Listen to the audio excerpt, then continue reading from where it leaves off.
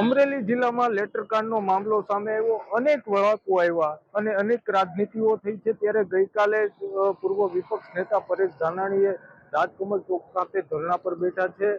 જે પાયલ ગોટી જે છે તે લેટરકાંડમાં જે ફસાઈ હતી અને તેમના જેલ મુક્ત બાદ તેમના દ્વારા જે આરોપો પોલીસ સામે કરવામાં આવ્યા છે કે તેમનું સરઘસ કાઢવામાં આવ્યું હતું અને તેમને મારવામાં આવ્યો હતો, તેને ન્યાય અપાવવા માટે પૂર્વ વિપક્ષ નેતા પરેશ ધાનાણી જીવરાજ મહેતા ચોક ખાતે તેઓ ગઈકાલ સવારથી ધરણા પર બેઠા છે અને આજે 10 કલાકે ધરણા પૂર્ણ થશે. ગઈકાલે જ સૌરાષ્ટ્રમાંથી અનેક કોંગ્રેસના નેતાઓ પરેશ ધાનાણીના સમર્થનમાં અમરેલી પહોંચ્યા હતા.